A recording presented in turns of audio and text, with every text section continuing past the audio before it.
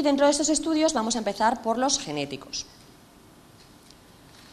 La información genética está codificada, como sabemos, en la doble hélice de ADN, la doble cadena de ADN, y cada fragmento de ADN que es capaz de expresar un gen que es capaz de codificar una proteína o carácter de un individuo se denomina gen.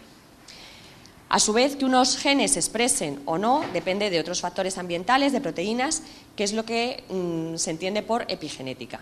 Y la cadena de ADN se estructura formando unos ovillos que se llaman cromosomas. Pues bien, los embriones pueden ser anómalos porque hay alteraciones en los cromosomas, porque les falte o les sobre un trocito, o porque haya cambios en la cadena de ADN y por tanto haya mutaciones, o también por alteraciones epigenéticas, es decir, en la regulación de la expresión de estos genes. Por eso,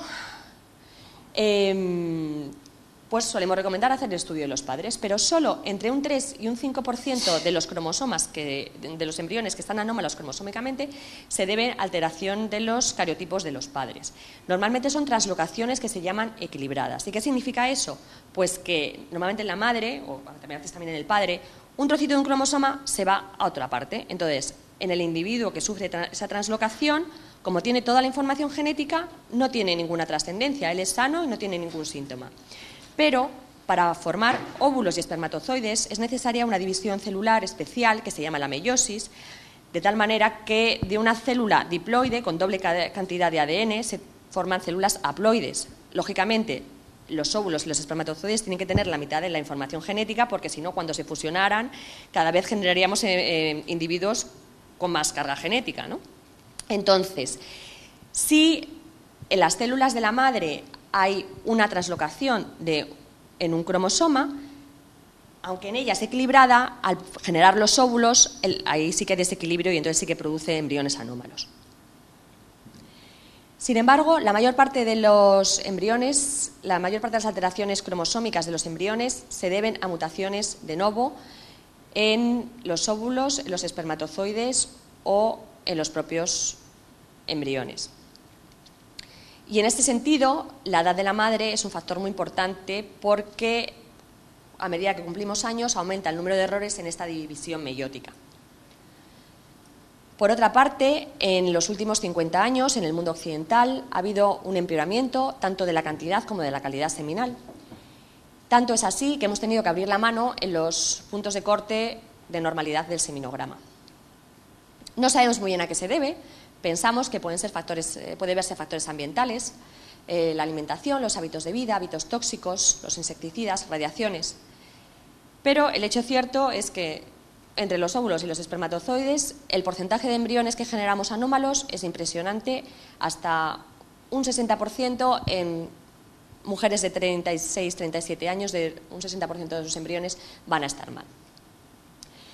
Por eso, cuando hay fracasos repetidos, consideramos que se debe hacer un estudio de los cromosomas de los padres, es decir, del cariotipo, y los óvulos, por desgracia, no los podemos analizar genéticamente, que es una cosa que las pacientes lo preguntan mucho en la consulta, ¿no? ¿Y estos óvulos, doctora, que me saca, sabe si están bien?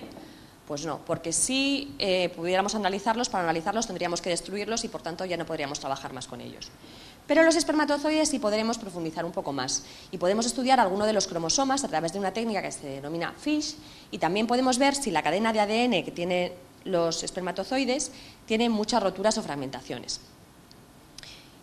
Y, por supuesto, podemos hacer, si técnicamente es posible, porque tengamos un suficiente número de embriones, un estudio genético de los mismos, biopsiando a cada embrión una célula y analizando para ver si está bien antes de transferirla. Pero no todo es el embrión y en ocasiones la presencia de pólipos, miomas o endometritis, que es una inflamación del útero, puede condicionar que embriones buenos no se implanten. Entonces, en ese sentido, la verdad es que la ecografía pues, nos descarta la mayor parte de los pólipos y de los miomas.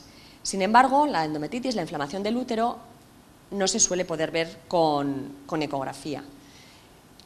Y es necesario hacer una histeroscopia, que es ver el útero con una cámara de vídeo por dentro, o tomar una toma de biopsia, como ahora veremos. Respecto a los pólipos y los miomas y las malformaciones uterinas, es importante saber que hay técnicas de ecografía especiales, como la histerosonografía, que es una ecografía en la cual introducimos un líquido dentro del útero, que nos aporta mucha información, sobre todo si se puede hacer posteriormente una reconstrucción tridimensional. Pero, como digo, hasta en un 30% de las mujeres con fallos implantacionales hay una endometritis crónica de base y en estos casos habría que hacer una estereoscopia o una biopsia para poder identificarla. La ventaja de la biopsia, por otra parte, es que nos permite hacer otros estudios, como es ver si hay algún germen causante de una infección que pueda ser la que origina la endometritis y también detectar alteraciones madurativas que hemos observado en nuestros pacientes, que son mucho más frecuentes en las mujeres con fallo de implantación que en controles fértiles. Seguimos las trombofilias. Se ha debatido mucho si el estudio de las trombofilias, una trombofilia es un estado de hipercoagulabilidad de la sangre, puede influir en el pronóstico reproductivo. Y lo que se ha concluido es que solamente hay dos que parece que sí influyen. Una es el síndrome antifosfolípido y el otra es la hiperhomocisteinemia.